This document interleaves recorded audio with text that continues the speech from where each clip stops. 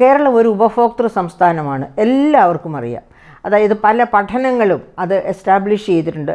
അതായത് കൃത്യമായ പഠനങ്ങളുടെ ബേസിസിലാണ് കേരളം ഉപഭോക്തൃ സംസ്ഥാനം എന്ന കാര്യത്തിൽ 1-ാം സ്ഥാനത്താണ്. ഇന്ത്യയിലെ 28 സംസ്ഥാനങ്ങളും യൂണിയൻ ടെറിട്ടറികളും ബാക്കി 7-8 യൂണിയൻ ടെറിട്ടറികളുമായിട്ട് താരതമ്യം ചെയ്യുമ്പോൾ തന്നെ 1-ാം സ്ഥാനത്താണ് കേരളം. പക്ഷേ പരോക്ഷ നികുതി, അതായത് GST മറ്റതുപോലുള്ള പരോക്ഷ നികുതി, ഇൻഡയറക്റ്റ് ടാക്സസ് പിരിക്കുന്ന കാര്യത്തിൽ 7-ാം സ്ഥാനത്താണ്. ഉപഭോക്താക്കളിൽ നിന്നാണല്ലോ പരോക്ഷ നികുതികൾ പിരിക്കേണ്ടത്. അപ്പോൾ ഉപഭോക്തൃ സംസ്ഥാനം എന്ന രീതിയിൽ 1-ാം റാങ്കിലാണ് എങ്കിൽ ഉപഭോക്തൃ നികുതി പിരിവിൽ, അതായത് GST മറ്റതുപോലുള്ള പരോക്ഷ നികുതികളുടെ പിരിവിലും 1-ാം സ്ഥാനത്ത് വരേണ്ടതാണ്. പക്ഷേ കേരളം 7-ാം സ്ഥാനത്താണ്. അപ്പോൾ എവിടെ പോകുന്നു?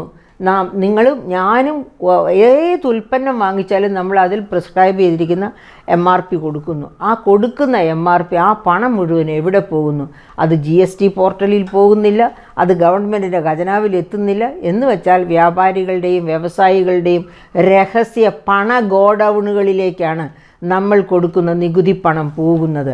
പ്രിയപ്പെട്ട സുഹൃത്തുക്കളെ, അതിന് നല്ല മാർഗങ്ങളുണ്ട് അത് നിരോധിക്കാൻ. അങ്ങനെ പണം നഷ്ടപ്പെട്ടു പോകാതെ നാം കൊടുക്കുന്ന നികുതി പണം, നാം കഷ്ടപ്പെട്ടുണ്ടാക്കുന്ന പണത്തിൽ നിന്നാണ് നികുതി പണം കൊടുക്കുന്നത്. അങ്ങനെ കൊടുക്കുന്ന നികുതി സർക്കാരിൻ്റെ ഖജനാവിലെത്തണം. അത് തിരിച്ച് ജനോപകാരപ്രദമായ പദ്ധതികളിലൂടെ സമൂഹത്തിലെത്തണം. പക്ഷേ അത് ഖജനാവിലെത്തുന്നില്ല, തിരിച്ച് ജനോപകാരപ്രദമായ പദ്ധതികളിലും എത്തുന്നില്ല. പക്ഷേ എവിടെ പോകുന്നത് ഞാൻ നേരത്തെ സൂചിപ്പിച്ചതുപോലെ പങ്കുപറ്റ് രാഷ്ട്രീയത്തിൻ്റെ പ്രയോക്താക്കളായ വ്യാപാരി വ്യവസായികളുടെ പണ ഗോഡൗണുകളിലേക്കാണ് പോകുന്നത്. ഒളിത്താവളങ്ങൾ, പണം ഒളിച്ചു വയ്ക്കുന്ന അതായത് കള്ളപ്പണമായി മാറ്റുന്ന താവളങ്ങളിലേക്കാണ്. അവരതിന് നികുതിയൊന്നും കൊടുക്കേണ്ടി വരില്ല. ഇൻകം ടാക്സോ ഒന്നും, കോർപ്പറേറ്റ് ഇൻകം ടാക്സോ ഒന്നും കൊടുക്കേണ്ടി വരില്ല. അങ്ങനെയുള്ള ഒളിത്താവളങ്ങളിലേക്കാണ് ആ പണം എല്ലാം എത്തിപ്പറ്റുന്നത്. അപ്പോൾ ഇതിനെ നിയന്ത്രിക്കാൻ സർക്കാരിന് കഴിയില്ലേ? കാര്യക്ഷമതയുള്ള സർക്കാരിന് തീർച്ചയായിട്ടും കഴിയും. കാരണം GST കൊണ്ടുവന്ന അതേ വർഷം തന്നെ, GST ജൂലൈയിൽ കൊണ്ടുവന്നെങ്കിൽ നവംബറിൽ തന്നെ കേന്ദ്ര ഗവൺമെൻറ് കൊണ്ടുവന്ന ഒരു നിയമമുണ്ട്. National anti profiteering authority of India എന്നൊരു ഇൻസ്റ്റിറ്റ്യൂഷൻ. അതായത് ഇത്തരം എന്താ പറയുക, തെറ്റായ നികുതി വെട്ടിക്കൽ പോലെയുള്ള കാര്യങ്ങൾ കണ്ടുപിടിക്കാനുള്ള ഒരു ഇൻസ്റ്റിറ്റ്യൂഷൻ. അതിന് സെമി ജുഡീഷ്യൽ പവറുള്ള ഒരു ഇൻസ്റ്റിറ്റ്യൂഷനാണ് national anti profiteering authority of India എന്ന് പറയുന്നത്. ആ അതോറിറ്റിയുടെ 400 ഓഫീസേഴ്സോ മറ്റോ കേരളത്തിലും വർക്ക് ചെയ്യുന്നു എന്നാണ് ഞാൻ മനസ്സിലാക്കുന്നത്. ഇവരൊക്കെ എവിടെ പോയിരിക്കുകയാണ്? അവർക്ക് എവിടെ വെച്ചും ഒരു GST പോർട്ടലിൽ അപ്ലോഡ് ചെയ്ത ഒരു ട്രക്ക് കടന്നു പോകുമ്പോൾ പരിശോധിക്കാം. പറഞ്ഞിരിക്കുന്ന ഉൽപ്പന്നം ഏതാണ്, അതിൻ്റെ വാല്യൂ എന്താണ്, എങ്ങോട്ട് പോകുന്നു, ആരയച്ചിരിക്കുന്നു, ഇത്തരം എല്ലാ കാര്യങ്ങളും പരിശോധിക്കാൻ അവർക്ക് അവകാശമുണ്ട്. പക്ഷേ കേരളത്തിൽ നിന്നുള്ള വ്യാപാരി വ്യവസായികളിൽ ബഹുഭൂരിപക്ഷവും GST രജിസ്ട്രേഷൻ എടുത്തിട്ടില്ലാത്തവരാണ്.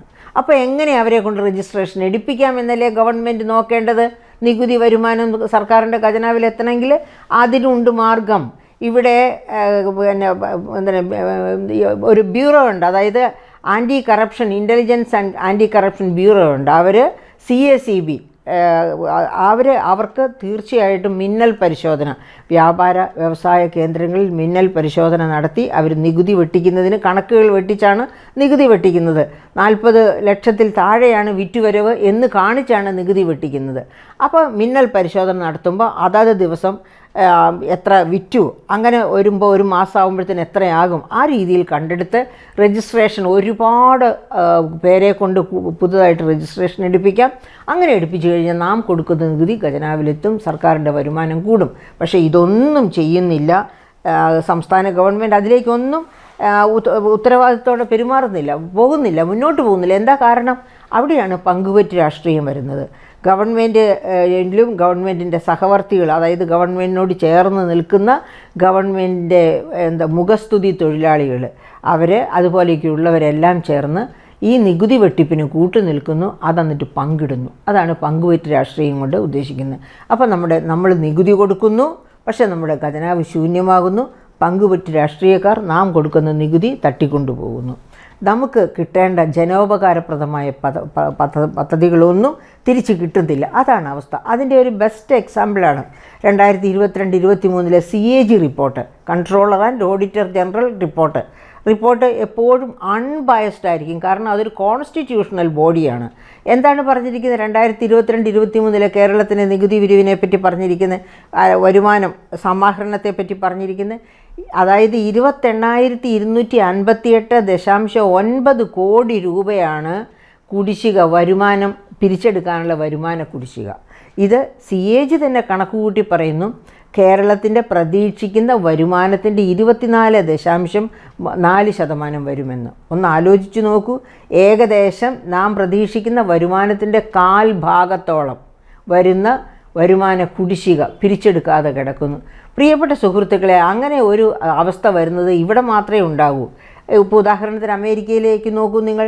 അമേരിക്കയിലാണെങ്കിൽ അഭിജിത്ത് ബാനർജി ഇന്ത്യയിലേക്ക് 2ാം പ്രാവശ്യം നോബൽ പ്രൈസ് കൊണ്ടുവന്ന ബംഗാളി, അദ്ദേഹം എന്താ പറയുന്നത്? അമേരിക്കയിൽ കാര്യക്ഷമതയ്ക്കാണ് ഇൻക്രിമെൻറ്റും പ്രൊമോഷനും, അല്ലാതെ വെറുതെ നോക്കിയിരുന്ന 5 വർഷം കൂടുമ്പോൾ ശമ്പള പരിഷ്കരണം നടത്തി ശമ്പളം കൂട്ടി കൊടുക്കുകയല്ല. കാര്യക്ഷമതയുണ്ടോ, ഇൻക്രിമെൻ്റ് ഓരോ വർഷവുമുണ്ട്, പ്രൊമോഷൻ ഓരോ വർഷവുമുണ്ട്. കാര്യക്ഷമതയില്ലേ, അവർ തന്നെ വോളണ്ടറി റിട്ടയർമെൻ്റ് എടുത്ത് പോകേണ്ട ഒരു അവസ്ഥ വരും. അതാണ് അമേരിക്ക പോലെയുള്ള രാജ്യങ്ങളിൽ. അപ്പോൾ എന്തു ചെയ്യും? എല്ലാവരും കാര്യക്ഷമതയുള്ളവരാണ്. കാര്യക്ഷമത ഇല്ലാത്തവരാരുമില്ല. പക്ഷേ കാര്യക്ഷമത കാണിച്ചില്ലെങ്കിൽ അതിനൊരു വിലയുണ്ടാകും, അതിനൊരു പണിഷ്മെൻ്റ് ഉണ്ടാകും എന്ന ഉറപ്പുണ്ടെങ്കിലേ കാര്യക്ഷമത പുറത്തെടുക്കൂ, കഷ്ടപ്പെട്ട് ജോലി ചെയ്യൂ. അപ്പോൾ അങ്ങനെ ഒരു സിസ്റ്റം ഇങ്ങോട്ട് കൊണ്ടുവന്നാൽ നമ്മുടെ കേരളത്തിലെ ഖജനാവ് എന്നും നിറഞ്ഞിരിക്കുമെന്ന് തന്നെയാണ് നാം മനസ്സിലാക്കേണ്ടത്. അപ്പം ഖജനാവിലേക്ക് വിഭവങ്ങൾ വന്നു ചേരുന്ന മുറയ്ക്ക് ജനോപകാരപ്രദമായ പദ്ധതികൾ നടപ്പാക്കാനും സർക്കാരിന് താല്പര്യമുണ്ടാകണം. പക്ഷേ കേരളത്തിൽ എന്താ സംഭവിച്ചുകൊണ്ടിരിക്കുന്നത്? ഖജനാവിലേക്ക് വരുന്ന ഫണ്ട് തന്നെ, അതായത് നികുതി വരുമാനവും നികുതിയേതര വരുമാനവും തന്നെ ഈ പങ്കുപറ്റ് തൊഴിലാളികൾ, അതായത് രാഷ്ട്രീയക്കാർ പങ്കുപറ്റിയൊക്കെ പോകുന്നു. കുറച്ചെങ്കിലും വന്നാലോ, വന്നതുകൊണ്ട് എന്താ നടക്കുന്നതെന്ന് നമ്മൾ കണ്ടു. ബജറ്റിൽ പറഞ്ഞ പ്രവർത്തനങ്ങൾക്കാണ് പണം വിനിയോഗിക്കേണ്ടത് ഒരു ഗവൺമെൻറ്.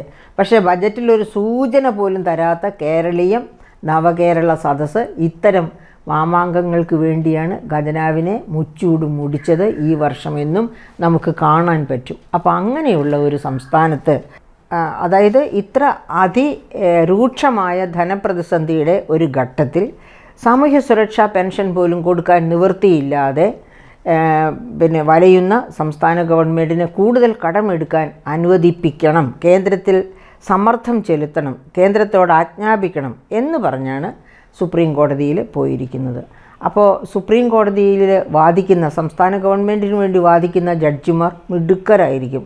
എത്ര കോടി അവർക്ക് വക്കീൽ ഫീസ് കൊടുത്താലും കാര്യം നേടണം, അതേ സംസ്ഥാന ഗവൺമെൻറ്റിന് കാണൂ. അപ്പോൾ അങ്ങനെ വരുമ്പോൾ കേന്ദ്ര ഗവൺമെൻറ് ഇതിനെതിരായിട്ട് വാദിക്കാൻ വയ്ക്കുന്ന ജഡ്ജിമാരെങ്ങനെയായിരിക്കും?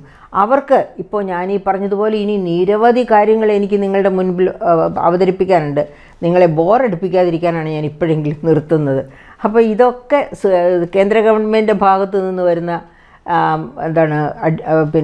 അഡ്വക്കേറ്റ്, വക്കീൽ വാദിക്കും. ഇതൊക്കെ നിരത്തുമെങ്കിൽ ഒരുപക്ഷെ സുപ്രീം കോടതി പറയും കടത്തിൻ്റെ പരിധി വർദ്ധിപ്പിക്കുന്നത് കേന്ദ്ര സംസ്ഥാന ഫെഡറൽ പ്രിൻസിപ്പിൾസ് അനുസരിച്ചാണ്, ഞങ്ങൾക്കതിൽ ഇടപെടാൻ പറ്റില്ല എന്നായിരിക്കും പറയുന്നത്. അല്ലെങ്കിൽ കടക്ക് പുറത്തു നിന്നായിരിക്കും സംസ്ഥാന ഗവൺമെൻറ്, അതായത് കൃത്യമായ നിജസ്ഥിതി സുപ്രീം കോടതി വീക്ഷിക്കുന്നുണ്ടെങ്കിൽ തീർച്ചയായിട്ടും സുപ്രീം കോടതിക്ക് അതുപോലെ കൃത്യമായ വിവരണം വക്കീൽ നൽകിയിട്ടുണ്ടെങ്കിൽ സുപ്രീം കോടതി പറയാൻ സാധ്യത കടക്ക് പുറത്ത് എന്നായിരിക്കും സംസ്ഥാന ഗവൺമെൻറ്റിനോട്.